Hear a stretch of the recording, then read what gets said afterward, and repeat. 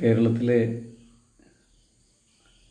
അടിമ ജീവിതം, കേരളീയരുടെ അടിമ ജീവിതം ഇതുപര്യന്തമുള്ള മലയാള സാഹിത്യത്തിൽ എത്ര കണ്ട് പ്രതിധ്വനിച്ചിട്ടുണ്ട് അല്ലെങ്കിൽ പ്രതിഫലിച്ചിട്ടുണ്ട് എന്നുള്ളൊരു വിഷയമാണ്. ഇത് വളരെ അക്കാഡമിക്കായിട്ടുള്ളൊരു വിഷയമാണ്. അതേസമയം തന്നെ ഞാനിതിനെ സമീപിക്കുന്നത് അങ്ങനെ ഒരു അക്കാഡമിക് രീതിയിലല്ല. അതിൻ്റെ ഒരു പരിമിതി ഇതിന് തീർച്ചയായിട്ടും ഉണ്ടായിരിക്കും. ഒരു എഴുത്തുകാരൻ എന്നുള്ള നിലയിൽ, ഒരു സാംസ്കാരിക പ്രവർത്തകൻ എന്നുള്ള നിലയിൽ 40 കൊല്ലക്കാലം ഈ രംഗത്ത് പ്രവർത്തിക്കുകയും കുറേയൊക്കെ എഴുതുകയും അതിലേറെ വായിക്കുകയും നിരവധി സാംസ്കാരിക സംബന്ധമായിട്ടുള്ള ചർച്ചകളിലും എഴുത്തുമായി ബന്ധപ്പെട്ട പല പ്രശ്നങ്ങളിലും പല ചർച്ചകളിലും ഇടപെടുകയും അതിൻ്റെയൊക്കെ ശ്രോതാവായിരിക്കുകയും ഒക്കെ ചെയ്തതിൻ്റെ അടിസ്ഥാനത്തിലാണ് ഞാൻ ഈ വസ്തുതകളെ പരിശോധിക്കുന്നത്. അപ്പോൾ അതിൻ്റേതായിട്ടുള്ളൊരു പ്രത്യേകതയുണ്ട്. ഇപ്പോൾ അക്കാഡമിക് തലത്തിൽ യൂണിവേഴ്സിറ്റികളിൽ മലയാളം വകുപ്പുകളിൽ ഒക്കെ തന്നെ ഗവേഷണം നടത്തേണ്ട ഒരു വിഷയമാണ് വസ്തുതയിൽ. അതിൻ്റെ ഭാഗമായി ചിലതൊക്കെ നടന്നിട്ടുണ്ടായിരിക്കും ഈ പേരിലല്ലെങ്കിൽ തന്നെ. ഇത് പരിശോധിക്കാനുണ്ടായ ഒരു കാരണം എന്താണെന്ന് വെച്ച് കഴിഞ്ഞാൽ, നമ്മളിപ്പോൾ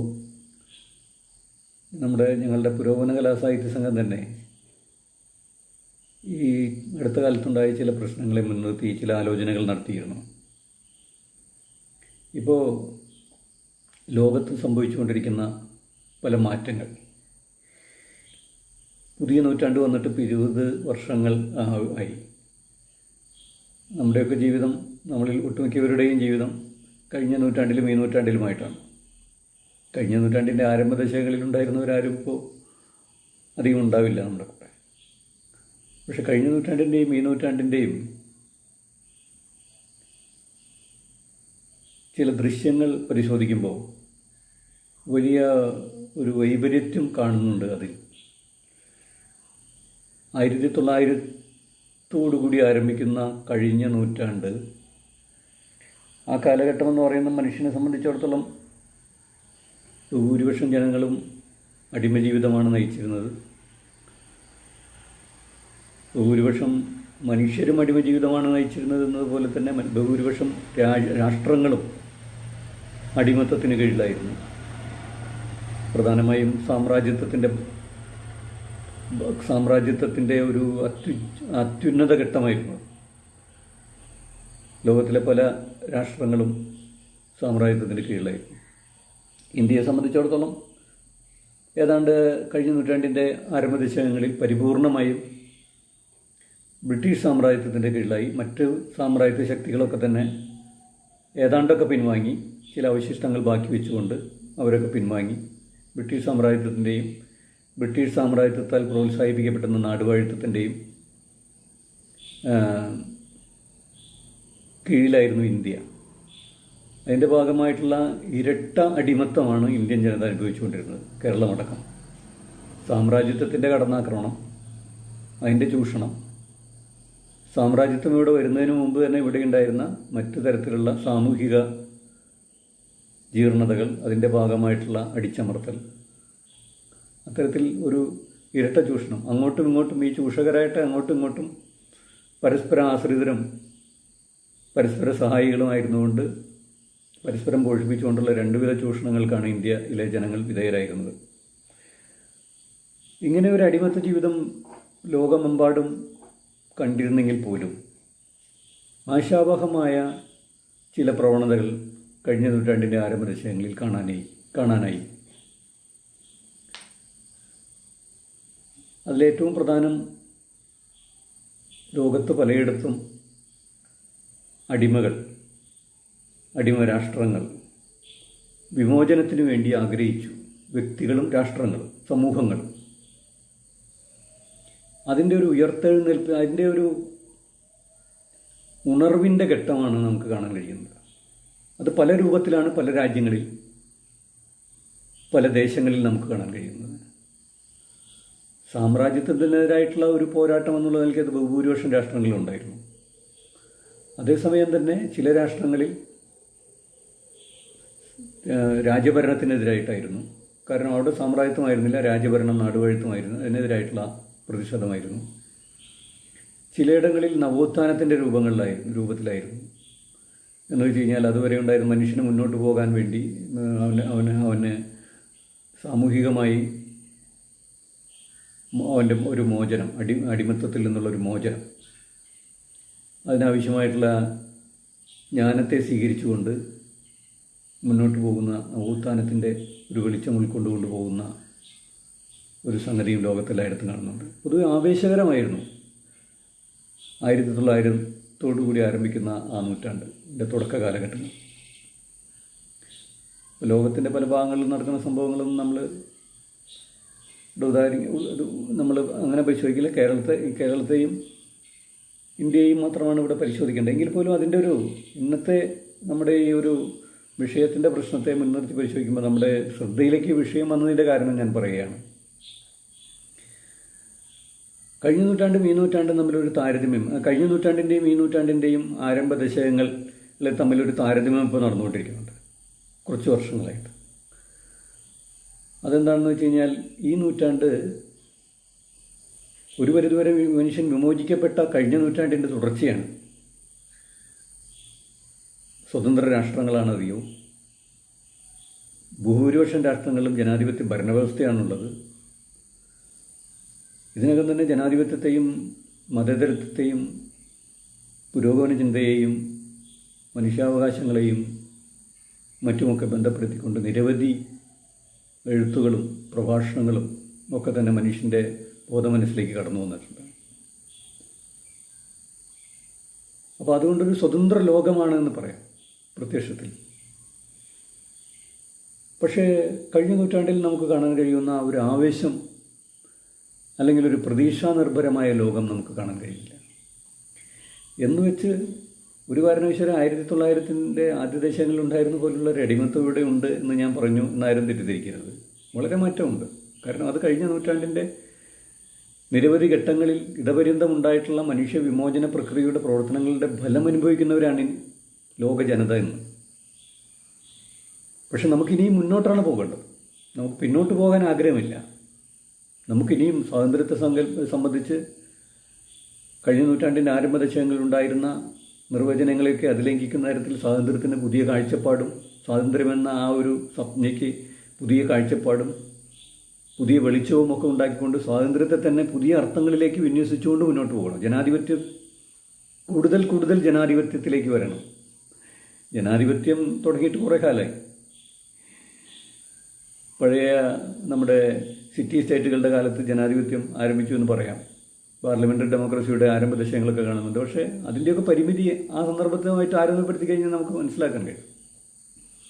പക്ഷേ ഇനിയും ജനാധിപത്യം ഇനിയും സമുന്നതമായ രീതിയിൽ കൂടുതൽ അർത്ഥ ലാവണ്യങ്ങളോടുകൂടി മനുഷ്യനെ ആർജിക്കാൻ കഴിയണം.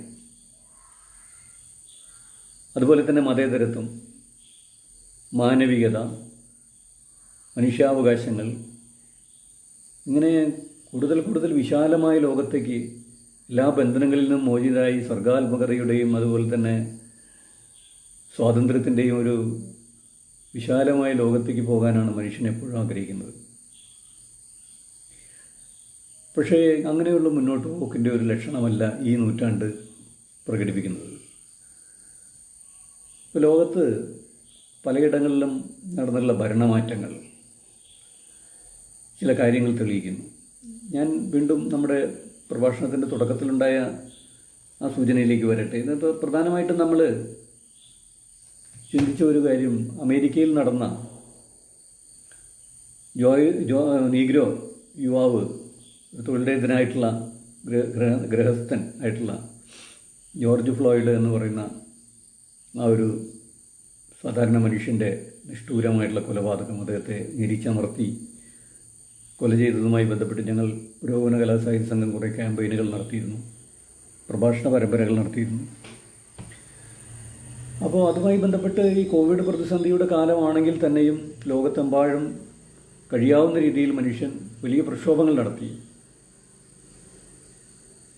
അപ്പോൾ അന്ന് അതിൽ നിന്ന് തന്നെ വ്യക്തമാകുന്നൊരു കാര്യം, ഇപ്പോൾ അമേരിക്കയിൽ ഒരു നീഗ്രോ യുവാവിനെ ഒരു പോലീസ് ആക്രമിച്ചു, കൊന്നു. അത് കേവലം ഒരു പോലീസ് അതിക്രമം എന്നുള്ളതിൽ നിന്ന് വിട്ട് അങ്ങനെ ആയിക്കൂടെ എന്നൊരു ചോദ്യം ഉയരുകയുണ്ടായി. കൊല്ലപ്പെട്ടത് ഒരു നീഗ്രോ യുവാവാണ്.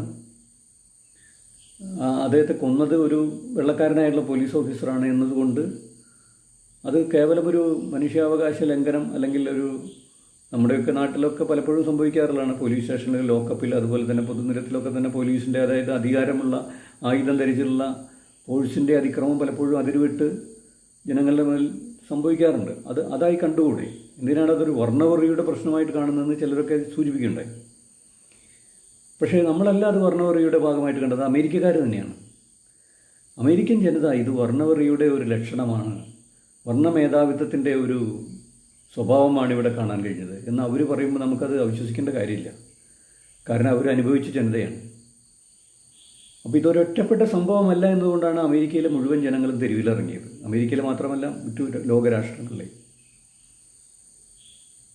അമേരിക്കക്കാർ തെരുവിലിറങ്ങുമ്പോൾ പ്രത്യേകിച്ചും നമ്മൾ അതിനെ അടിവരയിടണം. കാരണം എന്ന് വെച്ച് കഴിഞ്ഞാൽ അവർക്ക് മനസ്സിലാവുന്നത് എത്രയോ നൂറ്റാണ്ടുകൾക്ക് മുമ്പാണ് അമേരിക്കയിൽ അടിമക്കച്ചവടം ഉണ്ടായിരുന്നത്, അടിമത്വവും വർണ്ണമേധാവിത്വമൊക്കെ ഉണ്ടായിരുന്നത്. അതില്ലാതെ അമേരിക്ക ഒരു സാധാരണ രാഷ്ട്രമായി മാറി അബ്രഹാം ലിങ്കൻ്റെ കാലഘട്ടത്തിൽ വർണ്ണമേധാവിത്വം അവസാനിപ്പിച്ചു എന്നൊക്കെയാണ് ചരിത്രം പറയുന്നത്. പക്ഷേ അങ്ങനെ സംഭവിച്ചിട്ടില്ല. കാരണം അതിൻ്റെ അംശങ്ങൾ അവിടെ നിലനിന്നിരുന്നു എന്നാണ് അമേരിക്കക്കാർ പറഞ്ഞുകൊണ്ടിരിക്കുന്നത്. അത് അമേരിക്കയുടെ സാഹിത്യവും നോവലും കവിതയും ഒക്കെ വായിക്കുമ്പോൾ നമുക്കത് മനസ്സിലാവും. കാരണം അവിടെ സൂക്ഷ്മതലങ്ങളിൽ ഇതൊക്കെ നിന്നിരുന്നു എന്ന് അവർ അടയാളപ്പെടുത്തിയിട്ടുണ്ട്. അതിൻ്റെ തുടർച്ചയായിട്ട് അവസരം കിട്ടിയപ്പോൾ ഇതാ വർണ്ണവെറി അവിടെ അമേരിക്കയിൽ പൊന്തി വന്നിരിക്കുന്നുവെന്ന് അവർക്ക് പറയാൻ കഴിയും. അതാണ് അവർ രൂക്ഷമായിട്ട് രംഗത്തിറങ്ങിയത്. ഞാൻ പറഞ്ഞു വന്നത്, വർണ്ണവെറി പോലുള്ള ഇന്ത്യയിലെ സംബന്ധിച്ചിടത്തോളം ജാതി മേധാവിത്വം പോലുള്ള പല ലോകരാജ്യങ്ങളിലും അഭിമുഖീകരിക്കുന്ന തരത്തിലുള്ള ഫാസിസം പോലുള്ള സംഗതികൾ, സാമ്രാജ്യത്വത്തിൻ്റെ തന്നെ സാംസ്കാരിക രൂപങ്ങൾ ഒക്കെ തന്നെ വീണ്ടും കഴിഞ്ഞ നൂറ്റാണ്ടിൽ ഇതൊക്കെ ജനങ്ങളുടെ വലിയ ഇടപെടലിൻ്റെ ഭാഗമായി അവസാനിച്ച സംഗതികളൊക്കെ പുനരവതരിക്കുന്നതിൻ്റെ ലക്ഷണങ്ങൾ കാഴ്ചവെച്ചുകൊണ്ടാണ് ഈ നൂറ്റാണ്ട്, ഈ 2 ദശകങ്ങൾ പിന്നിട്ടത്. അതൊരു വലിയ പ്രശ്നമാണ്. അത് നമ്മൾ ഒരു വലിയ ചോദ്യചിഹ്നം പോലെ നിൽക്കുന്നു. നമ്മുടെ വിഷയത്തിലേക്ക് വരും മുമ്പ് ആ വിഷയത്തിലേക്ക് വരാനുള്ള ഒരു സംഗതി, അല്ലാണ്ട് ഒരു വെളിപാട് പോലെ വന്നതല്ല ഈ വിഷയം. മലയാള സാഹിത്യത്തിൽ കേരളീയൻ്റെ അടിമ ജീവിതം വേണ്ടത്ര രീതിയിൽ പ്രതിഫലിച്ചിട്ടുണ്ടോ എന്നൊരു ചോദ്യം, എന്തെങ്കിലും ഒരു വിഷയം വേണ്ടേ ചർച്ച ചെയ്യാൻ എന്നുള്ളതുകൊണ്ട് കണ്ടെത്തിയ ഒരു വിഷയമല്ല. ലോകമാകമാനം ഈ ചോദ്യത്തിലേക്ക് വരുന്ന ചില പ്രശ്നങ്ങൾ ഉയർന്നു വന്നുകൊണ്ടിരിക്കുന്നു. ഇപ്പം ഇന്ത്യയെ സംബന്ധിച്ചിടത്തോളം അമേരിക്കയിൽ എന്തുകൊണ്ടാണ് വർണ്ണവെറിക്ക് അനുകൂലമായൊരു അന്തരീക്ഷം വന്നത്? നമ്മൾ വളരെയേറെ പ്രഭാഷണങ്ങളിലൂടെ, ഓൺലൈനിലാണ് നമുക്കത് ചെയ്യാൻ കഴിഞ്ഞിട്ടുള്ളത്. നിരവധി പ്രഭാഷണങ്ങളിലൂടെ അത് നമുക്ക് പല പ്രശസ്ത വ്യക്തികളെയും അണിനിരത്തിക്കൊണ്ട് അത് നമുക്ക് പറയാൻ കഴിഞ്ഞു. അവിടെ ഒരു മുതലാളിത്ത സർക്കാരാണ്, അതിൻ്റെ ഭാഗമായിട്ടുള്ള പ്രശ്നങ്ങളുണ്ട്. പക്ഷെ അതിൽ നിന്നൊക്കെ വ്യത്യസ്തമായിട്ടുള്ള കൂടുതൽ അപകടകരമായ ഒരവസ്ഥയിലേക്ക് അവിടെ രാഷ്ട്രീയ നേതൃത്വം മാറിയിരിക്കുന്നു. അതാണ് ട്രംപ് പോലുള്ള ഒരു ഭരണാധികാരിയുടെ ഏതാണ്ട് അപ്രതീക്ഷിതം എന്ന് പറയാവുന്ന ഒരു കടന്നുവരവ്. ഇതിപ്പോൾ ട്രംപിൻ്റെ മാത്രം ഒരു കഴിവ്, അല്ലെങ്കിൽ ട്രംപിനെ പിന്തുണച്ച കുറേ വിദഗ്ധന്മാരുടെ കഴിവ് മാത്രമല്ല. ട്രംപിനെ കൊണ്ടുവന്ന അമേരിക്കൻ ജനതയുടെ ഒരു മനോഭാവം കൂടിയുണ്ട്, അവരുടെ ഒരു സംസ്കാരം കൂടിയുണ്ട്. അതിനനുയോജ്യമായി ലോക സാഹചര്യം ഒക്കെപ്പാടെ കൂടി ഒത്തുവന്നപ്പോഴാണ് ട്രംപിനെ പോലുള്ള ഒരു ഭരണാധികാരി അവിടെ വരുന്നത്. അതൊരു ഭരണമാറ്റം കേവലം മുമ്പുണ്ടായിരുന്ന തരത്തിലുള്ള ഭരണാധികാരികൾ മാറ്റി വേറെ ഭരണാധികാരി വരിക എന്നുള്ളതല്ല, പല പ്രവണതകളും അവിടെ പുനരവതാരം ചെയ്യുകയാണ് എന്നതിൻ്റെ ലക്ഷണങ്ങളാണ് കണ്ടുകൊണ്ടിരിക്കുന്നത്. അതുപോലെ തന്നെ ഇന്ത്യയിലും സംഭവിക്കുന്നുണ്ട്. നമുക്കും വളരെ അത്രയൊന്നും സൂക്ഷിച്ച് ഗവേഷണം നടത്തി കണ്ടുപിടിക്കേണ്ട കാര്യമൊന്നുമല്ല. ഇപ്പോൾ വർണ്ണവെറി, അമേരിക്കയിൽ വർണ്ണവെറിയാണ് വന്നതെങ്കിൽ ഇന്ത്യയെ സംബന്ധിച്ചിടത്തോളം ആ നിലയ്ക്ക് നോക്കുകയാണെങ്കിൽ ഇവിടെ നമുക്ക് പറയാൻ കഴിയും, ഇവിടെ ജാതി മേധാവിത്വമാണ് വന്നുകൊണ്ടിരിക്കുന്നത്. അത് കുറേ കൂടി സൂക്ഷ്മമായി പരിശോധിക്കണം. ജാതി മേധാവിത്വം എന്ന് ഞാൻ പറയുമ്പോൾ, അതായത് അങ്ങനെയല്ലല്ലോ എന്നൊക്കെ വേണമെങ്കിൽ പറയാം. കാരണം എന്ന് വെച്ച് കഴിഞ്ഞാൽ ഇവിടെ ഒരു വേണമെങ്കിൽ ഇന്ത്യൻ ഫാസിസത്തെക്കുറിച്ചും ഇന്ത്യൻ ഇപ്പോൾ ഭരണത്തിലേക്ക് വന്ന രാഷ്ട്രീയ ശക്തിയുടെ കാഴ്ചപ്പാടുകളെക്കുറിച്ചൊക്കെ അനലൈസ് ചെയ്യുന്നവർക്ക് വേണമെങ്കിൽ പ്രത്യക്ഷമായിട്ട് അതല്ല എന്നുള്ള ഈ വാദത്തെ വേണമെങ്കിൽ നിരാകരിക്കാം. അവർ പറയുന്നതിൽ സത്യമുണ്ട്. കാരണം എന്ന് വെച്ച് കഴിഞ്ഞാൽ ഇത് സാമ്രാജ്യത്വത്തിൻ്റെ ഇടപെടൽ കൃത്യമായിട്ടുണ്ട്. സാമ്രാജ്യത്വത്തിൻ്റെ ഇടപെടൽ ജനങ്ങളെ ചൂഷണം ചെയ്യുന്നതിന്, ജനങ്ങളെ കൊള്ളയടിക്കുന്നതിന് ആവശ്യമായ ഒരു ഭരണാധികാരിയെ സാമ്രാജ്യത്വം കണ്ടെത്തുന്നു, കോർപ്പറേറ്റ് മൂലധനം കണ്ടെത്തുന്നു. അതിൻ്റെ ഭാഗമായിട്ടാണ് BJP മോഡിയും ഒക്കെ വന്നതെന്നുള്ള കാര്യത്തിൽ യാതൊരു സംശയമില്ല. അതുപോലെ തന്നെ ഈ സംഘങ്ങളുടെ, അതായത് ഈ കോർപ്പറേറ്റ് മൂലധനത്തിൻ്റെ സഹായത്തോടു കൂടി വന്നിരിക്കുന്ന മോഡി സംഘത്തിൻ്റെ താല്പര്യം പ്രധാനമായിട്ടും വർഗീയതയാണല്ലോ, ജാതി വിരുദ്ധതയല്ലല്ലോ, വർഗീയതയാണല്ലോ എന്നും കൂടി വിശകലനം ചെയ്യുന്ന കുറേ ആൾക്കാരെ നമുക്ക് കാണാൻ കഴിയും. അതിലും ശരിയാണ്. കാരണം അവർ പ്രത്യക്ഷമായിട്ടുള്ള അവരുടെ ആക്രമണങ്ങളൊക്കെ നടത്തിക്കൊണ്ടിരിക്കുന്നത്, അല്ലെങ്കിൽ അവരൊരു ധ്രുവീകരണം സമൂഹത്തിൽ ഉണ്ടാക്കിക്കൊണ്ടിരിക്കുന്നത് മതത്തെ മുൻനിർത്തിയാണ്. പ്രത്യേകിച്ചും ഇസ്ലാം മതവിരുദ്ധമായിട്ടുള്ള ചില ആശയങ്ങൾ പ്രചരിപ്പിച്ച് ജനങ്ങളിൽ മുഴുവൻ ഒരു ഇസ്ലാം വിരുദ്ധത, അന്യമത വിദ്വേഷം ജനങ്ങളിലാകെ ഉണ്ടാക്കിയിട്ടാണ് അത് കടന്നു വന്നുകൊണ്ടിരിക്കുന്നത്. ശരിയാണ്. പക്ഷേ ഈ വർഗീയതയെ സൂക്ഷ്മമായി അനലൈസ് ചെയ്ത് കഴിഞ്ഞാൽ അതിൽ ജാതി മേധാവിത്വത്തിൻ്റെ അംശങ്ങളാണ് കാണാൻ കഴിയുന്നത്. അതൊരു വേറെ വിഷയമായതുകൊണ്ട് ഞാൻ പറയുന്നില്ല, കൂടുതൽ വിശദീകരിക്കുന്നില്ല. വേറൊരു പ്രഭാഷണത്തിൽ നമ്മുടെ മലബാർ കലാപത്തെക്കുറിച്ച് നടന്ന ഒരു സന്ദർഭത്തിൽ കേരളത്തിൽ നടന്ന ചർച്ചകൾ ഇടപെട്ടുകൊണ്ട് ഞാനത് സൂചിപ്പിച്ചിരുന്നു. എന്തുകൊണ്ടാണ് ഒരു മുസ്ലിം വിരുദ്ധത, എന്തുകൊണ്ടാണ് ജാതി വിരുദ്ധതയുടെ അല്ലെങ്കിൽ ജാതി അടിമത്തത്തിൻ്റെ അല്ലെങ്കിൽ ജാതി മേധാവിത്വത്തിൻ്റെ ഭാഗമായിട്ടാണ് ഈ മുസ്ലിം വിരുദ്ധത എന്ന് പറയുന്നത്? അത് മലബാർ കലാപത്തെ അനലൈസ് കഴിഞ്ഞാൽ അത് നമുക്ക് മനസ്സിലാക്കാൻ കഴിയും. ഞാൻ അതിൻ്റെ വിശദാംശങ്ങളിലേക്ക് പോകുന്നില്ല, എങ്കിലും ഒരൊറ്റ വാക്കിൽ സൂചിപ്പിക്കാം. ഇപ്പോൾ മലബാറിൽ പല ഘട്ടങ്ങളിൽ കലാപങ്ങൾ ഉണ്ടായിട്ടുണ്ട്. അത് ഒട്ടുക്കും മുസ്ലിം കർഷകരുടെ ഭാഗത്തു നിന്നാണ്.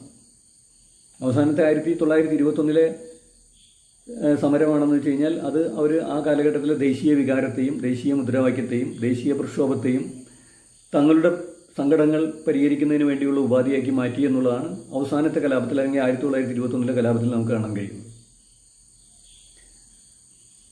അതിനു മുമ്പും കലാപങ്ങൾ ഉണ്ടായിട്ടുണ്ട്. അപ്പോൾ പലപ്പോഴും ഒരു ചോദ്യം ഉന്നയിക്കപ്പെടാറുണ്ട്, മലബാറിൽ ഇത് കർഷക കലാപമാണെങ്കിൽ കർഷകരുടെ ജന്മിത്വത്തിനെതിരായിട്ടുള്ള അവരുടെ ആ ഒരു പ്രതിഷേധമാണ് ഇതൊക്കെ ഇടയ്ക്കിടയ്ക്ക് പൊട്ടിപ്പുറപ്പെടേണ്ട കാരണമെങ്കിൽ അവിടെ മലബാറിൽ മാപ്പിളമാർ മാത്രമല്ല കുടിയാന്മാരും സാധാരണ കർഷകരുമായിട്ടുള്ളത്, അവിടെ ഹിന്ദുക്കളുമുണ്ട്. ഹിന്ദുക്കൾ എന്ന് വെച്ച് കഴിഞ്ഞാൽ പിന്നാക്ക ജാതിക്കാർ എന്ന് വെച്ച് കഴിഞ്ഞാൽ പ്രധാനമായിട്ടും അവിടുത്തെ നാടുവാഴികളല്ലാത്ത നായർ വിഭാഗവും ഈഴവരും ഒക്കെ അടങ്ങുന്നതാണ് അവിടുത്തെ കർഷകർ. അവരുടെ ഭാഗത്തുനിന്ന് എന്തുകൊണ്ട് പ്രതിഷേധങ്ങളൊന്നും ഉണ്ടാകില്ല, എന്തുകൊണ്ട് മാപ്പിളമാരുടെ ഭാഗത്തുനിന്ന് മാത്രം ഉണ്ടാകുന്നതെന്ന് ചോദ്യം. അവിടെയാണ് ഞാൻ അത് വിശദീകരിച്ചത്. മാപ്പിളമാർക്ക് മാത്രമേ അതിനെതിരായിട്ട് കലാപം നടത്താനുള്ള കഴിവുണ്ടാവുകയുള്ളൂ. കാരണം എന്ന് വെച്ച് കഴിഞ്ഞാൽ മറ്റുള്ളവരൊക്കെ ഹിന്ദു മതത്തിൻ്റെ ഭാഗമാണ്. അപ്പോൾ തങ്ങളുടെ എത്രമാത്രം അടിച്ചമർത്തിയാലും തങ്ങളെ നെരിച്ചു കൊന്നാലും അതിനെതിരായിട്ട് പ്രതിഷേധിക്കാനുള്ള ഒരു കെൽപ്പ് ഹിന്ദു വിഭാഗങ്ങൾക്ക്, അടിമ വിഭാഗങ്ങൾക്ക് ഇല്ല. കാരണം അവർക്ക് മതപരമായിട്ടുള്ളൊരു കമ്മിറ്റ്മെൻറ്റ് ഉണ്ട്. ഞാൻ വിശദീകരിക്കുന്നില്ല. മുസ്ലിം വിഭാഗങ്ങൾക്ക് അതില്ലല്ലോ, മാപ്പിളമാർക്ക് അതില്ലല്ലോ. അപ്പോൾ അവർക്ക് അവരുടെ രോഷം പ്രകടമായി പ്രകടിപ്പിച്ചു, അത്രമാത്രം. ഇത് ഇന്ത്യയിലേക്ക് മുഴുവൻ ഇതിനെ പരിശോധിക്കുകയാണെങ്കിൽ ഈ ഒരു അസഹ്യത നമ്മുടെ ഫ്യൂഡൽ മേധാവിത്വത്തിൻ്റെ ഭാഗത്തു നിന്ന് എല്ലായ്പ്പോഴും ഉണ്ടായിരുന്നു. തങ്ങൾക്ക് വിധേയമല്ലാത്ത, തങ്ങൾക്ക് സാംസ്കാരികമായി നിയന്ത്രിച്ച് നിർത്താൻ കഴിയാത്ത ഒരു അടിമ വിഭാഗം. ഇന്ത്യയിലെ അടിമകളെ നൂറ്റാണ്ടുകളോളം അടിമത്തത്തിൽ നിർത്തിയത് ദൈവത്തെയും മതത്തെയും പൗരോഹിത്യത്തെയും ഒക്കെ ഉപയോഗിച്ചിട്ടാണ്. ഇന്ത്യയിലെ അധകൃതനെ, ഇന്ത്യയിലെ പിന്നാക്ക ജാതിക്കാരനെ തെരുവിലായാലും വയലിലായാലും കൃഷിയിടത്തിലായാലും ഒക്കെ തന്നെ പോത്തിനെ പോലെ അല്ലെങ്കിൽ കാളയെപ്പോലെ പരിഗണിച്ച് അവനുണ്ടാക്കുന്ന ഭക്ഷണം കഴിച്ച് അവന് ഉള്ള ഭക്ഷണം വടക്കേപ്പുറത്തെ കുഴിയിൽ, മണ്ണ് കൊണ്ടുള്ള കുഴിയിൽ ഇലവെച്ച് അതിൽ കഞ്ഞി വിളമ്പി കൊടുത്തുകൊണ്ട് അവനെ മൃഗത്തെ പോലെ പരിപാലിച്ചിരുന്ന ആ ഒരു സാമൂഹ്യ സാഹചര്യം ഉണ്ടാവാൻ കാരണം അതിൻ്റെ ഒരു മതപരമായ സ്വഭാവമാണ്. കാരണം അവൻ കൂലി അടിമ, കൃഷിയുടെ അടിമ എന്നുള്ള നിലയ്ക്ക് മാത്രമല്ല, അവൻ മതത്തിൻ്റെ കൂടി അടിമയാണ്. അവനവൻ്റെ ജന്മിയെ ദൈവത്തെ പോലെയും അതുപോലെ തന്നെ മതത്തിൻ്റെ ഒരു ആചാര്യൻ, പുരോഹിതൻ, അതൊക്കെ പാടെ കൂട്ടിക്കലർന്ന ഒരു രൂപമാണ് ജന്മി എന്ന് പറയുന്നത്, അല്ലെങ്കിൽ അവൻ്റെ ഒരു യജമാനൻ എന്ന് പറയുന്നത്. അവന് പ്രതിഷേധിക്കാൻ പറ്റില്ല. പക്ഷേ ഈ മതത്തിൽ നിന്ന് വിട്ട് അല്ലെങ്കിൽ വേറെ മതത്തിൽ നിൽക്കുന്ന മുസ്ലിം ക്രൈസ്തവരായിട്ടുള്ള അല്ലെങ്കിൽ മറ്റ് മതങ്ങളിൽപ്പെട്ട ആൾക്കാരെ മറ്റിൽ നിയന്ത്രിക്കാൻ ഇന്ത്യയിലെ ഫ്യൂഡൽ മേധാവിത്വത്തിന് കഴിഞ്ഞിരുന്നില്ല. കാരണം അവർക്കിങ്ങനെ ഒരു വിധേയത്വമില്ല. അതുകൊണ്ടാണ് ഈ സംഘർഷം എപ്പോഴും ഈ നമ്മുടെ രാജ്യത്ത് മുസ്ലിം വിരുദ്ധതയുടെ രൂപത്തിൽ ജാതി വിരോധം മുസ്ലിം വിരുദ്ധതയുടെ രൂപത്തിൽ വരുന്നു. വസ്തുതയിൽ അടിസ്ഥാനപരമായി അത് ജാതി വിദ്വേഷം തന്നെയാണ്. ഇങ്ങനെ ഒരു വിശദാംശങ്ങളിലേക്ക് പോകുന്നില്ല. അപ്പോൾ അത്തരത്തിലുള്ള ഒരു സംഗതിയാണ് അമേരിക്കയിൽ ട്രംപിൻ്റെ മേധാവിത്വത്തിൽ വന്ന വലതുപക്ഷ വൽക്കരണത്തിൻ്റെ ഭാഗമായി ഇന്ത്യയിൽ വന്നുകൊണ്ടിരിക്കുന്നത്. വസ്തുതയിൽ ജാതി മേധാവിത്വവും വർണ്ണാശ്രമ ധർമ്മ വ്യവസ്ഥ അല്ലെങ്കിൽ മനുവാദം, അത് ഭരണഘടനയാക്കുക, അതൊന്നും ഞാൻ വിശദീകരിക്കേണ്ട കാര്യമില്ല. അപ്പോൾ അതൊക്കെയാണ് ഈ ഒരു സൗകര്യം വെച്ച് ഉപയോഗിക്കുന്നത്. പിന്നെ ഒരു കാര്യം ഇതിൻ്റെ തുടക്കത്തിൽ പറയേണ്ടത്, എന്തുകൊണ്ട് ഇങ്ങനെയൊരു സാഹചര്യം ഈ നൂറ്റാണ്ടിലുണ്ടായി. അതിപ്പോൾ നമ്മുടെ ഒരു പ്രധാനപ്പെട്ട വിഷയമല്ല, എങ്കിലും ഒന്ന് സൂചിപ്പിക്കാം. കാരണം എന്ന് വെച്ച് കഴിഞ്ഞാൽ ലോകത്തിലുണ്ടായിട്ട് പല കാരണങ്ങളുണ്ട്. സാമ്പത്തിക ബന്ധങ്ങളുണ്ടായ മാറ്റം, പ്രധാനമായിട്ടും നമുക്കെല്ലാവർക്കും അറിയാം, ധ്രുവ ലോകം എന്നുള്ളൊരവസ്ഥയിലേക്ക് വന്നു. സോവിയറ്റ് യൂണിയൻ്റെയും സോഷ്യലിസ്റ്റ് ഗവൺമെൻറ്റുകളുടെയും ഒക്കെ തകർച്ച, അതിൻ്റെ ഭാഗമായിട്ടുണ്ടായിരുന്ന മുതലാളിത്തത്തിൻ്റെ അപ്രമാദിത്വം, മുതലാളിത്തം മാത്രമാണ് ശരി എന്നുള്ള ഒരു വിചാരം, അപ്പോൾ മുതലാളിത്ത രാഷ്ട്രങ്ങൾക്ക് വന്ന അപ്രമാദിത്വം, എതിർക്കാനും ചോദ്യം ചെയ്യാനും ആരുമില്ല, ബലാബലം നഷ്ടപ്പെട്ട അവസ്ഥ. ഈ ഒരു അവസ്ഥയിലാണ് കഴിഞ്ഞ നൂറ്റാണ്ടിൻ്റെ ആരംഭദശകളിൽ നിന്ന് നേർവിപരീതമായ അർത്ഥത്തിൽ ഇവിടെ കഴിഞ്ഞ നൂറ്റാണ്ടിൽ അടിമകളാണ് അവിടെ ഉണർന്നതെങ്കിൽ ഇവിടെ ഉടമകളുടെ ഉണർവ് പ്രകടിപ്പിക്കുന്ന ഒരു വലതുപക്ഷവൽക്കരണത്തിൻ്റെ ഒരവസ്ഥ അവിടെ ഉണ്ടാവുന്നു. അപ്പോൾ അതിൻ്റെ ഭാഗമായി ഒരു വലതുപക്ഷവൽക്കരണം ലോകം മുഴുവൻ ഒരു ബുൾഡോസർ അതിൻ്റെ ഭാഗമായി വന്നുകൊണ്ടിരിക്കുകയാണ്. അതിനിയും കുറേ കാലം വരുമെന്നാണ് എനിക്ക് തോന്നുന്നത്. ജനങ്ങളെ സംബന്ധിച്ചിടത്തോളം, സാമാന്യ ജനങ്ങളെ സംബന്ധിച്ചിടത്തോളം വലിയ തരത്തിലുള്ള പ്രക്ഷോഭങ്ങളും മറ്റു കാര്യങ്ങളൊക്കെ ഇനിയും വേണ്ടി വരും ഇതിനെതിരായിട്ട്. അപ്പോൾ ഇത്തരത്തിലുള്ളൊരവസ്ഥ ഇന്ത്യയിൽ വന്നു, അമേരിക്കയിൽ വന്നു, ഇന്ത്യയിൽ വന്നു, ലോകത്തിൻ്റെ പല രാഷ്ട്രങ്ങളിൽ വന്നു. ലോകത്തിൽ വന്നിട്ടുള്ള പുതിയ ഭരണാധികാരികളുടെയൊക്കെ സ്വഭാവത്തിലും ജനങ്ങളോടുള്ളവരുടെ സമീപനത്തിലും നമ്മുടെ സാംസ്കാരികമായ മൂല്യങ്ങളോടുള്ള അവരുടെ കാഴ്ചപ്പാടുകളിലൊക്കെ വന്നിട്ടുള്ള മാറ്റങ്ങൾ പരിശോധിച്ചാൽ അത് വളരെ കൃത്യമാണ്. ഞാൻ എൻ്റെ വിശദാംശങ്ങളിലേക്കൊന്നും പോകുന്നില്ല. പക്ഷേ ഇത് വരുമ്പോൾ, ഇന്ത്യയിലേക്ക് വരുമ്പോൾ, കേരളത്തിലേക്ക് വരുമ്പോൾ, ഇത് സാമ്രാജ്യത്വത്തിൻ്റെ ഒരു ഇടപെടൽ കൊണ്ട് മാത്രമാണോ, അല്ലെങ്കിൽ ഇന്ത്യയിൽ ഇപ്പോൾ വലതുപക്ഷ ശക്തികളായി വന്നിട്ടുള്ള BJP എന്ന് പറയുന്ന രാഷ്ട്രീയ പാർട്ടിയുടെയും അവരുടെ സംഘപരിവാറിൻ്റെയും ഒക്കെ തന്നെ കഴിവുകൊണ്ട് മാത്രമാണോ? അങ്ങനെ വേണമെങ്കിൽ രാഷ്ട്രീയ തലത്തിൽ നമുക്കതിന് വിശദീകരിക്കാം. പക്ഷേ സാംസ്കാരിക തലത്തിലെ വിശദീകരണത്തിൽ അത്രമാത്രം പോരാ എന്നാണ് എനിക്ക് തോന്നുന്നത്.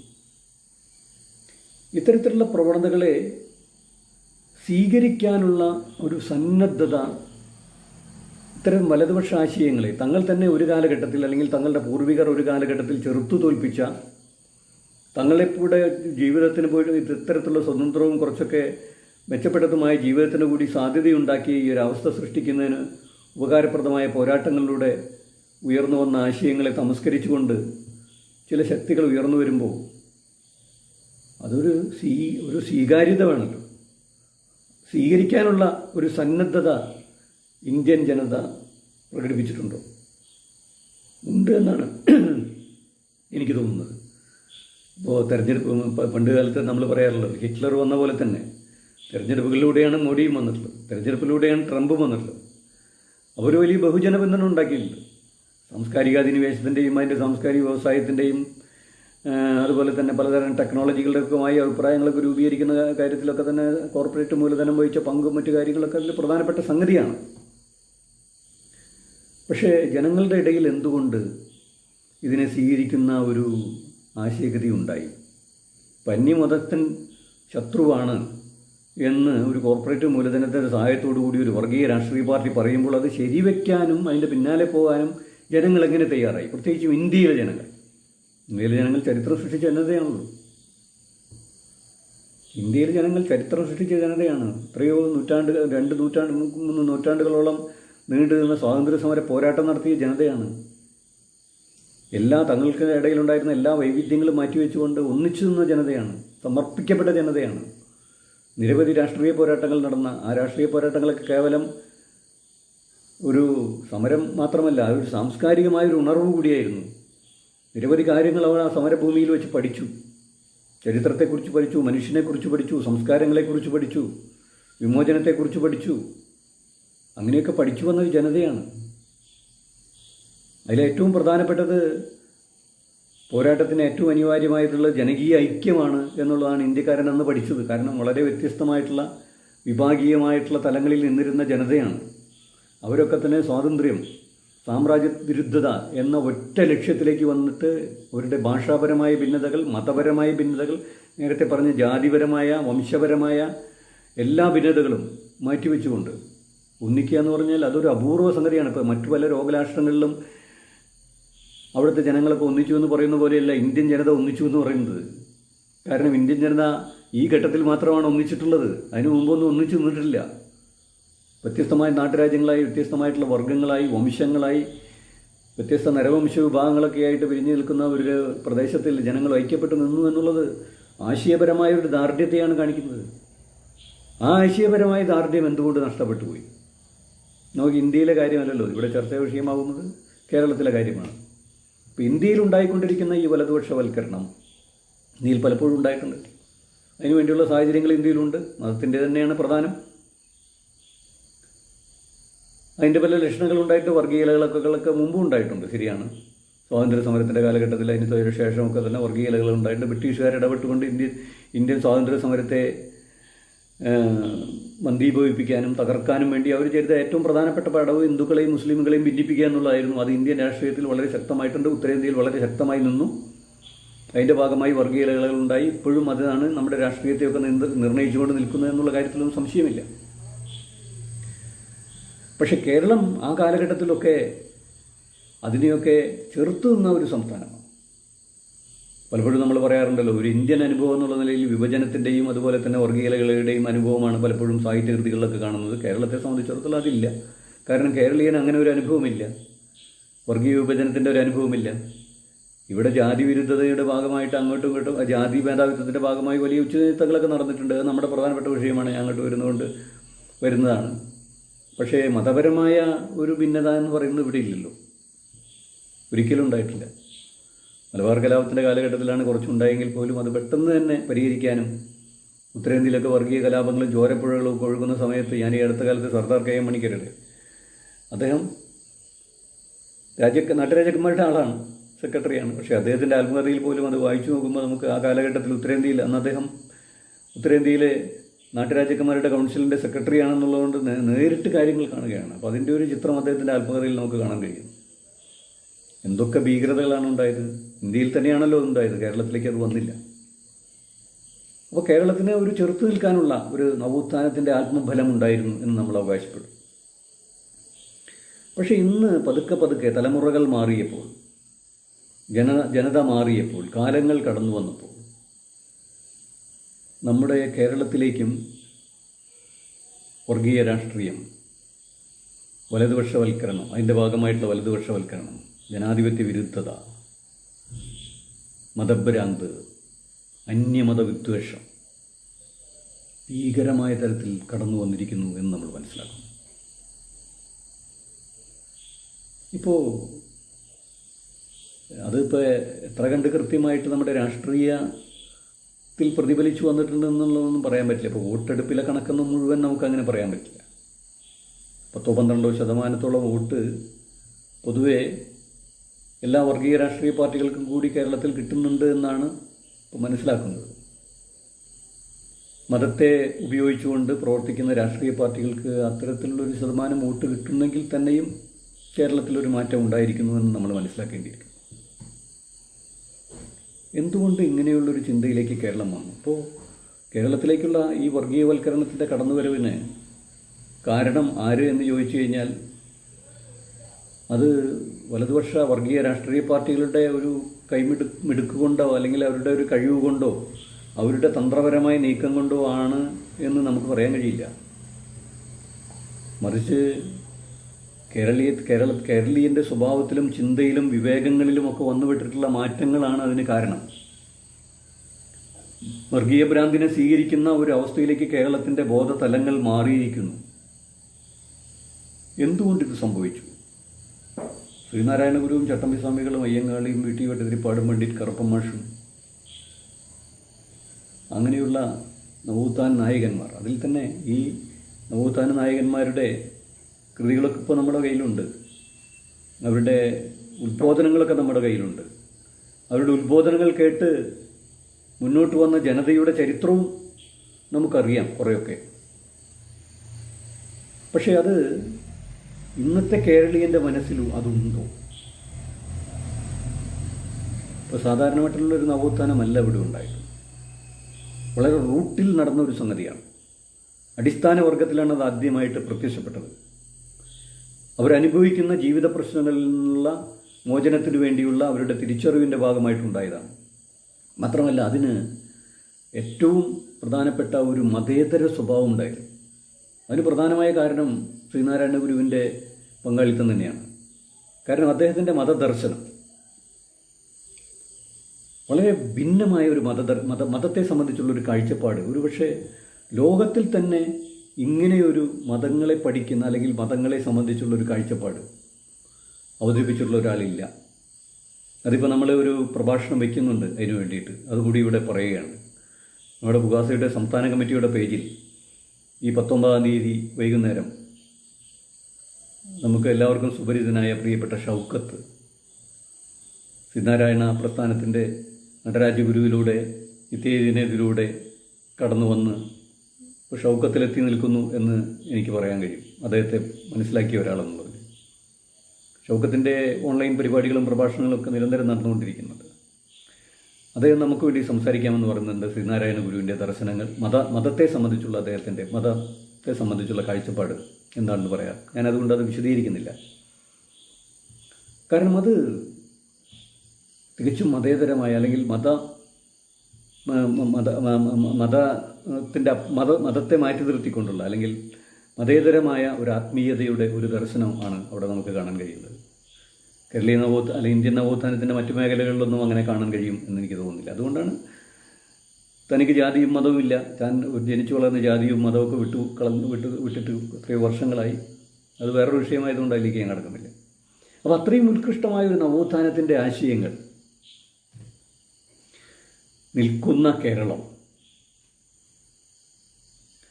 എന്തുകൊണ്ടാണ് ഇമ്മട്ടിൽ വലതുപക്ഷത്തെയും വർഗീയതയും മതവിദ്വേഷത്തെയും കോർപ്പറേറ്റുകളുടെ സഹായത്തോടു കൂടിയാവാം, അല്ലെങ്കിൽ കേന്ദ്രം ഭരിക്കുന്ന സർക്കാരുകളുടെ ഒത്താശയോടുകൂടി, കേന്ദ്രം ഭരിക്കുന്ന സർക്കാരിൻ്റെ ഒത്താശയോടുകൂടി, അങ്ങനെ തന്നെ പല തന്ത്രങ്ങളിലൂടെയാണ് അവർ കടന്നു വരുന്നത്. ക്ഷേത്രങ്ങളെയും മതങ്ങളെയൊക്കെ ഉപയോഗിച്ച് ജനങ്ങളുടെ മതവികാരത്തെയൊക്കെ ഉപയോഗിച്ചിട്ടാണ് അവർ കടന്നു വരുന്നതെങ്കിൽ പോലും ശരിക്കും കേരളത്തിൻ്റെ ചരിത്രം, കേരളത്തിൻ്റെ സമരചരിത്രം, കേരളത്തിൻ്റെ നവോത്ഥാന ചരിത്രം ഒരല്പമെങ്കിലും പുതിയ തലമുറയിൽ രജിസ്റ്റർ ചെയ്യപ്പെട്ടിട്ടുണ്ടെങ്കിൽ, അതാണ് രജിസ്റ്റർ ചെയ്യപ്പെടുക എന്നൊരു വാക്കുണ്ട് ഇപ്പോൾ പലരും ഉപയോഗിക്കുന്നുണ്ടത്. നമ്മുടെ ബോധതലത്തിൽ പല കാര്യങ്ങളും രജിസ്റ്റർ ചെയ്യപ്പെടുന്നില്ല. നമ്മുടെ നവോത്ഥാനം, നമ്മൾ പണ്ട് ജീവിച്ച ജീവിതം, ഇവിടുത്തെ കേരളീയൻ ജീവിച്ച ജീവിതം, കേരളം എങ്ങനെയായിരുന്നു, കേരളം നടന്ന വഴികൾ, കേരളം എങ്ങനെ മോചനം നേടി, അതെങ്ങനെയാണ് സംഭവിച്ചത് എന്നുള്ളതിനെക്കുറിച്ചൊക്കെ ഇവിടെ നടന്ന സമരങ്ങളും ഇവിടെ നടന്ന നവോത്ഥാന പ്രസ്ഥാനവും ഒക്കെ തന്നെ ഒരല്പമെങ്കിലും കേരളീയൻ്റെ മനസ്സിൽ രജിസ്റ്റർ ചെയ്യപ്പെട്ടിട്ടുണ്ടോ? ഇവിടെയാണ് ചോദ്യം. അതില്ല എന്നുള്ള ലക്ഷണമാണ് നമുക്ക് കാണാൻ കഴിയുന്നത്. അപ്പോൾ അങ്ങനെ ഒരു മറവിയിലേക്ക് കേരളം വന്നിട്ടുണ്ടെങ്കിൽ ഭൂതകാലത്തെ സംബന്ധിച്ച്, ഭൂതകാല ജീവിതത്തെ സംബന്ധിച്ചും അവിടെ നടത്തിയ പോരാട്ടങ്ങളെ സംബന്ധിച്ചുമുള്ള ഒരു മറവി, അനുഭവങ്ങളുടെ ഒരു മറവി കേരളീയനെ ബാധിച്ചിട്ടുണ്ടെങ്കിൽ അതെങ്ങനെ വന്നുപെട്ടു എന്നുള്ളൊരു പരിശോധന ആവശ്യമുണ്ട്. കാരണം എപ്പോഴും നമ്മൾ പറയുന്ന കാര്യമാണ്, അനുഭവമാണ് നമ്മുടെ ഒരു ഗുരു. അനുഭവം എന്ന് പറയുന്നത് അനുഭവിക്കുന്ന കാലഘട്ടത്തിലേക്ക് മാത്രമുള്ളൊരു സംഗതിയല്ല, അല്ലല്ലോ. അങ്ങനെയാണെങ്കിൽ മനുഷ്യനാവില്ലല്ലോ. ഒരിക്കൽ ഇപ്പം നമ്മളിപ്പോൾ കൊറോണയുടെ പ്രതിസന്ധി അഭിമുഖീകരിക്കുന്നു, കുറച്ചു മുമ്പ് വെള്ളപ്പൊക്കത്തിൻ്റെ പ്രളയത്തിൻ്റെ പ്രതിസന്ധി അഭിമുഖീകരിച്ചു. ഈ കാലഘട്ടത്തിലൊക്കെ നമ്മൾ പല മഹത്തായ കാര്യങ്ങൾ ചെയ്യുന്നുണ്ട്. കാരണം പ്രതിസന്ധിക്ക് മുമ്പിൽ നിൽക്കുമ്പോഴാണ് മനുഷ്യൻ അവൻ്റെ ഏറ്റവും വലിയ കഴിവും ഉദാത്തതയും ഒക്കെ കാണിക്കുക. പക്ഷെ അത് ആ കാലത്തേക്ക് മാത്രം ഒരു വർത്തമാനാവസ്ഥ മാത്രമാക്കുക എന്നുള്ളതല്ലല്ലോ മനുഷ്യാവസ്ഥ. അത് ഭാവിയിലേക്ക് ആ അനുഭവത്തെ ഭാവിയിലേക്ക് ഒരു കരുതലാക്കി വെക്കുകയും അതുപയോഗിച്ച് കൂടുതൽ ഇനി ഇങ്ങനെ ഒരു പ്രതിസന്ധി വന്നു കഴിഞ്ഞാൽ അതിനെ നേരിടാനുള്ള വീണ്ടും ഒരു ജീവിതം ജീവിച്ചു നോക്കേണ്ട കാര്യമില്ലല്ലോ. അതാണല്ലോ മനുഷ്യൻ്റെ ഒരു ഗുണം. ആ ഒരു അവസ്ഥ പെട്ടെന്ന് നടക്കുന്ന കാര്യങ്ങൾ അപ്പം മറന്നുപോയി. ഇനി പിന്നെയും വേറൊരു കാര്യം ഒരു മറവിയിലേക്ക്, അങ്ങനെ മറവിയിൽ നിന്ന് മറവിയിലേക്ക് പോരുന്ന ഒരു ജനതയല്ലല്ലോ കേരളം. മാർക്കേസിൻ്റെ വളരെ പ്രസിദ്ധമായ ഏകാന്തതയുടെ 100 വർഷങ്ങൾ, 100 years of solitude, അതിൽ മക്കൊണ്ട എന്ന് പറയുന്ന സ്ഥലത്ത് ഒരു വലിയ പ്രളയം വരുന്നുണ്ട്. ആ പ്രളയത്തിൽ അദ്ദേഹം വലിയൊരു പ്രവചനമാണ് അവിടെ ചെയ്തത്. കേരളീയർക്ക് പഠിക്കേണ്ടതാണ്. ആ പ്രളയം കഴിഞ്ഞപ്പോൾ, വലിയ പ്രളയമായിരുന്നു. ആ പ്രളയം കഴിഞ്ഞപ്പോൾ സംഭവിച്ചതെന്ന് വെച്ച് കഴിഞ്ഞാൽ അവിടുത്തെ ജനങ്ങളൊക്കെ മറന്നുപോയി. അതിന് മുമ്പുണ്ടായിരുന്ന കാര്യം മുഴുവൻ മറന്നുപോയി. വളരെ രസകരമായ ചില അധ്യായങ്ങളാണ് അതുമായി ബന്ധപ്പെട്ട് അദ്ദേഹം എഴുതിയിരിക്കുന്നത്.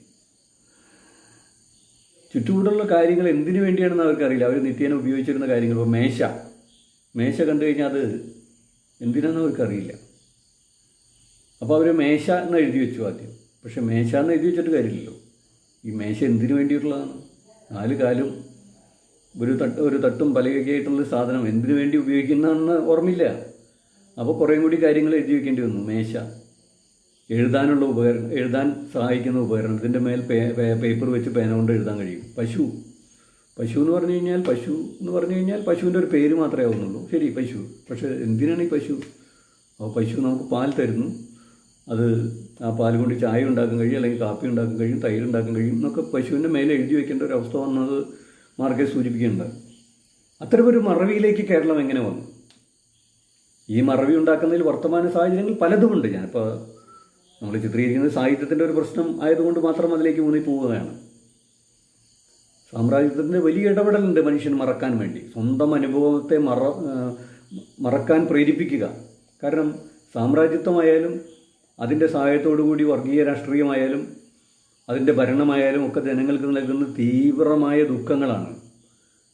അവരുടെ മേലുള്ള കടന്നാക്രമണങ്ങളാണ്, കൊടിയ ചൂഷണങ്ങളാണ്, വേദനകളാണ്, രോഗമാണ്, ദാരിദ്ര്യമാണ്, തൊഴിലില്ലായ്മയാണ്, തൊഴിൽ നഷ്ടമാണ്. പക്ഷേ സ്വാഭാവികമായിട്ടും ഇത്തരം പ്രതിസന്ധികളൊക്കെ വരുമ്പോൾ സ്വാഭാവികമായിട്ടും മനുഷ്യൻ തിരിഞ്ഞു നിൽക്കും, പ്രതികരിക്കും. ഒന്നിച്ചു പ്രതികരിച്ചു കഴിഞ്ഞാൽ പിന്നെ അവന് രക്ഷയില്ല. ആർക്ക്? ഭരണാധികാരിക്ക്, ഭരണവർഗത്തിന് രക്ഷയില്ല. അപ്പോൾ ഈ അനുഭവിക്കുന്ന ദുരിതങ്ങളും കഷ്ടപ്പാടുകളൊന്നും മനുഷ്യൻ ഓർമ്മിക്കരുത്. മനുഷ്യനതൊന്നും മനസ്സിൽ വെച്ചേക്കരുത്.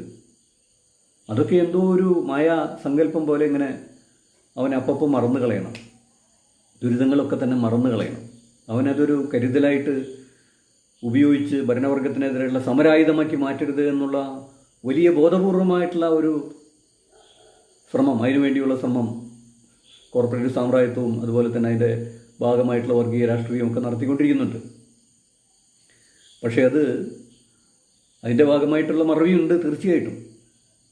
പക്ഷെ അത് ഈ വർത്തമാന കാലഘട്ടത്തെക്കുറിച്ചുള്ള മറവിയാണ്. അതിലൂടെ എല്ലാം മറന്നു പോവുകയാണോ മലയാളി? ഇവിടെയാണ് ഒരു ചോദ്യം ചോദിക്കാൻ പോകുന്നത്, നമ്മുടെ ശരിയായ വിഷയത്തിലേക്ക്. അത് മുഴുവൻ ഇവിടെ പറയുന്നില്ല, അല്ലെങ്കിൽ അതിനെക്കുറിച്ച് നമുക്ക് നാളെയും കൂടി ഉള്ളതുകൊണ്ട് ഞാൻ പറയുന്നില്ല. എങ്ങനെ ഈ മറവി ഉണ്ടായി മലയാളിക്ക്? അതിൽ ഏറ്റവും പ്രധാനപ്പെട്ട ഒരു കാര്യം, അതിൻ്റെ ടോപ്പിക്കിൻ്റെ ഒരു കാര്യം കൂടി പറഞ്ഞ് ഞാൻ അവസാനിപ്പിക്കാം. ഈ പ്രതിസന്ധികളോ അല്ലെങ്കിൽ സമരങ്ങളോ പ്രസ്ഥാനങ്ങളോ ഒക്കെ ഉണ്ടാകുമ്പോൾ അതൊക്കെ ഭാവി കാലത്തേക്ക് കൂടി ആ അനുഭവത്തെ സൂക്ഷിക്കുക എന്ന് ഞാൻ പറഞ്ഞല്ലോ. അതെങ്ങനെയാണ് സൂക്ഷിക്കപ്പെടുന്നത്? മനുഷ്യൻ ചരിത്രത്തിൽ നിന്ന് പാഠം പഠിക്കുക എന്ന് പറയല്ലോ. ആ ചരിത്രത്തിൽ നിന്ന് പാഠം പഠിക്കാൻ അവനൊരു ചരിത്രം വേണ്ടേ? എഴുതപ്പെട്ട ചരിത്രം വേണ്ടേ? അത് വളരെ പ്രധാനമാണ്. ചരിത്രം വേണം. ആ ചരിത്ര നിർമ്മിതിയിൽ ഏറ്റവും വലിയ പങ്കുവഹിക്കുന്നത് സാഹിത്യമാണ്, അല്ലെങ്കിൽ സംസ്കാരമാണ്, സാംസ്കാരിക രൂപങ്ങളാണ്. സാഹിത്യം എന്ന് പറയുമ്പോൾ ഞാൻ അതിൽ കഥയും കവിതയും നോവലിനും മാത്രമല്ല ഉദ്ദേശിക്കുന്നത് കേട്ടോ. എല്ലാ കലകളും അതിൽ വലിയ പങ്കുവഹിക്കുന്നുണ്ട്. ആ കലകൾ പങ്കുവയ്ക്കുന്നതുകൊണ്ടാണ് ആ വർത്തമാനകാല അനുഭവം എല്ലാ കാലത്തേക്കുമുള്ളൊരു അനുഭവമായി മാറുന്നത്. അതാണ്ട് കലയുടെ ഒരു ശാശ്വത മൂല്യം എന്നൊക്കെ പറയുന്നത് അങ്ങനെയാണ് സംഭവിക്കുന്നത്. നമ്മുടെ പല കാര്യങ്ങളും, ഇപ്പോൾ ഉത്തരേന്ത്യയിൽ നടന്ന വർഗീയ കലാപങ്ങൾ മലയാളിക്ക് അപരിചിതമായ സംഗതിയാണ്. പക്ഷേ നമ്മളിപ്പോൾ അത് ഓർമ്മിക്കുന്നത് ഭീഷ്മ സാഹിനിയുടെയും യശ്പാലിൻ്റെയും അതുപോലെ തന്നെ ബംഗാളി നോവലിസ്റ്റുകളുടെയും ഒക്കെ തന്നെ കൃതികൾ വായിച്ചിട്ടാണ്. അതുപോലെ തന്നെ ഒരു കാലഘട്ടത്തിൽ ജീവിച്ചിരുന്ന റഷ്യൻ ജനത, റഷ്യക്കാർ എന്നത് ഓർമ്മിക്കുന്നത് ആ കാലഘട്ടത്തിലെ ജീവിതം, സാർ ചക്രവർത്തിയുടെ കാലഘട്ടത്തിലെ ജീവിതം, ടോൾസ്റ്റോയുടെയും ഡെസ്റ്റോവ്സ്കിയുടെയും തുർഗാനോവിൻ്റെയും ഒക്കെ നോവലുകളിൽ നിന്നാണ് അവർ മനസ്സിലാക്കുന്നത്. വേറെയും കലാരൂപങ്ങൾ ഉണ്ടായിരിക്കാം, പുഷ്കിൻ്റെയൊക്കെ കവിത ഉണ്ടായിരിക്കാം, അത് തീർച്ചയായിട്ടും. അതുപോലെ തന്നെ ആ കാലഘട്ടത്തിലെ പഴയ കാലഘട്ടത്തിലെ ജീവിതം ഞാൻ എപ്പോഴും ഇന്നും എടുത്ത് വായിച്ചു നോക്കി. പാവങ്ങൾ എന്ന് പറയുന്ന കൃതി, വിക്ടർ ഹ്യൂഗോവിൻ്റെ ഫ്രഞ്ച് വിപ്ലവ കാലഘട്ടത്തിലെ മനുഷ്യ ജീവിതത്തെക്കുറിച്ച് എഴുതിയ ആ നോവൽ, അതൊന്നും ഇല്ലായിരുന്നെങ്കിൽ എന്നൊന്ന് ആലോചിച്ച് നോക്കുക. അതൊന്നും പകർത്താൻ, ആ കാലഘട്ടത്തിലെ ജീവിതം പകർത്താൻ ഒരു ടോൾസ്റ്റോയോ ഡോസ്റ്റോവ്സ്കിയോ വിക്ടർ ഹ്യൂഗോ ഒന്നും ഇല്ലായിരുന്നെങ്കിൽ എന്ന് നമ്മൾ വിചാരിച്ചു നോക്കുക. എത്ര ശൂന്യമായിരിക്കും നമ്മുടെയൊക്കെ ബോധതലങ്ങൾ, ഒരു തിരിച്ചറിവുമില്ലാതെ.